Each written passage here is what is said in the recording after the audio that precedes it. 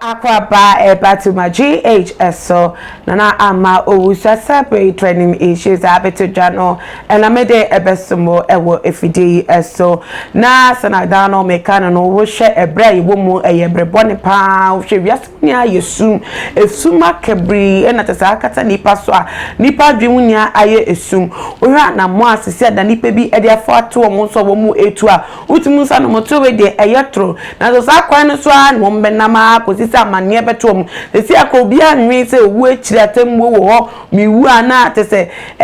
echiri asem obia nwu bi obi ehu ni se owu na owu anu asa bra na wo bono te na wo pani bia owu na twa bibia to enti se owu ya na tese bia to etwa na wa ye free na tese wo na wo call no but that shouldn't be the case na asema make matese make akosi asem for so na se abrantie a ni din edesamo ofosu abodi 29 years mamobi kotobabi ewemu o na wote na eye endrada wone ne yere ene ebiemu nso no ne papa ene ne stepmother ene tifie no obi nim adwendwa na wo kom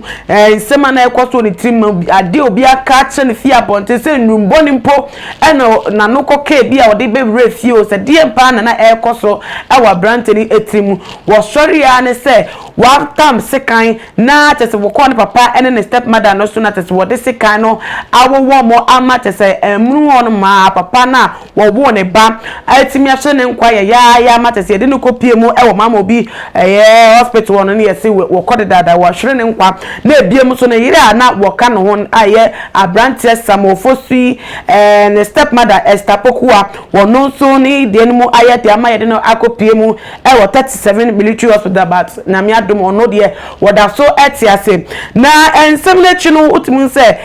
landlady a wo fie no no na tese ensem no nia be sin na so wo call report abrante no ewo Kotubabi police station ema ye beche na according to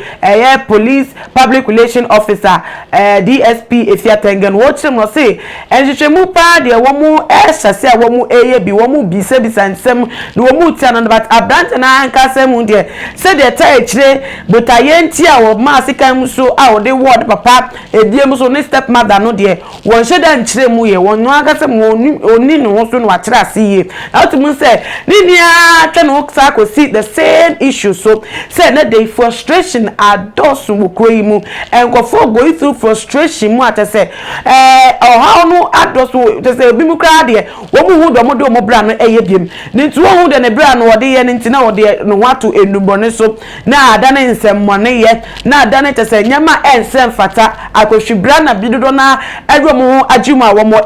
na ninia so ejina the kind of economy ayetimu ewo omanyi emu se bibia ekoso wano na ejuma ebie na ejuma wo ho na sika ewo system mu na te se bibia ekoso wano minji ndi se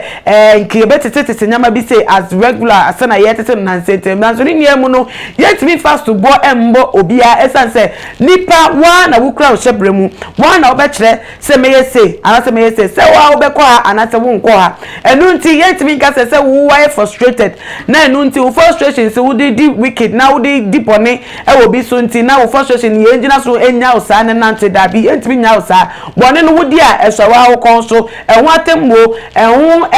punishment ni ano wa ene besan ebeso na nu nti utu sa brante we de bi an ngese ni nsema kan no mo ntimi nche ne sa so utu se ade na oye ne krapo ni na no so wo ni ndo ye o he krapa na indru boni bi wo no ho agimu bi ana sa bie mu krapo no won page mapapa bi anya ye nti do tese de ode ne bra ye no wo hu so nti na tese ebufo boni bi ana abehye ni mu ama no edi sabo na so ni emu no ensese ema ne sa edubra do se ewiase mu ayeden eduma pa ayeden sika pa ayeden edubra wa kasa behye wo de se eyeden se den ara mi amehye mu ho kwan na ma sorry dem de mi sabe so mu bia metimi aye na matese me de abom because at 29 years the brand me sure person ni nye so won ne papa beda so atena fie wutumi se nye wo mom fie because landlady wo obi I rented apartment I want papa and step on the back of atena fie nye obi an ni bete sa de no ni nti that say nyama nko yesa but ni emu no one abehye ho den aso ho kran ni wa bri we mojeni na wa bri wan kasa we ni na wa ya ho edwuma den na wo de abo ho na wo kasa se na aba and sa ntimi manage a na no eden sempi ne ba wo bi ni bebi an frustration ko fefie but honum so betimi afa ho e de aba ama te se adwene aye bebre na nipa so se wo oti wo kwa na wonya hwa e ka na obofo ka se obonsam e fine ejuma e de ma the idle mind enu nti se wo oti wo kwa na wonya ejuma yeso a obonsam so ba che wadwen obemo wadwen boni bia obefa bebo a onu anhwe ka na wo ba koye wie no na woni so atete na wenu ho kra se utu sana mo ni emu no na ho sopo asaba so but ye bompa ye se nyama bi se no enye normal na nipa benya no ho arehemu se wa ga sa ya bo no nyankopɔ bo no de nyansa ne nimde ne talent bi ahwemu a wa mu wutena sena susu abrabo hwe nyama bi ya ubetimi asori akenya ho aye bibi e de bo wa ga sa wa brabo na wetimi e de ahye ho de na tese wetimi da ye bibi a wa obenya ho enkoso na ho mfaso e be bo wa ga sa na se odu ho beto nkofo so wa wofo aban ne de keka ho na tese e be ko wie chie no ma feli na wa dwen ya obebre na tese ama akodi pone nu ntimi bo mpa se sa bre no e be ba ama ye nya ebeja ewetimi enya sa entiase no ewe mu ba ne niam no ye de ni edi ensem no echi se na eye DSP efiatenge edebeto dwan wo mu ye hwehwemu sa brante no but airport na ogina so ede twese kai won papa ama ne papa ahwere ne nkwa ama ne step mother so eda 37 military hospital emu ye de edemano no beto dwasa ye de be so mo ewe ye fide so na ama obusu a enemy din na me chel se bo mo dia subscribe se won subscribe ya na ebiem so no follow ye ewe Instagram your IG page at @tumagh_. Na ebiem so no your Facebook @tumagh. Na ama makram.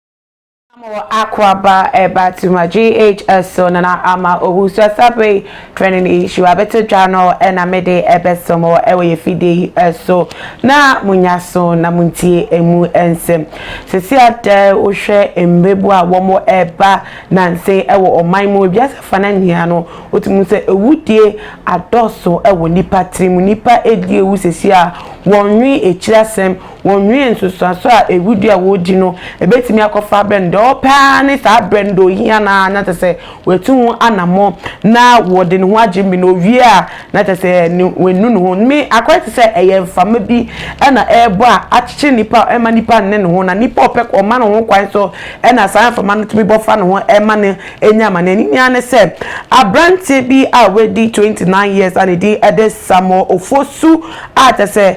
kotoba bi mantem en wote wakra ya na tese na den hu akadendin esana mobia wote obi nim de ka no wone ne step mother ene ebiem so ne papa a wo no ene ne yere ene tifia na tese wo sorry ya ne se obi nim se bufuo ben ene koka no se die nkoa ene no papa de ye na wo dwendwen ho a wo ka ya hye ne bufu a wo sorry ya wo de sekan etimi ede awo ne papa ene ebiem so ne step mother ama ne yere no kra etimi pra ama tese ye de yes step mother ne papa no erashe ko mamu bi polyclinic no papa no etimi ahwene nkwa ya tese at the spot and wotimi efrim na no ena sabre eye ensem no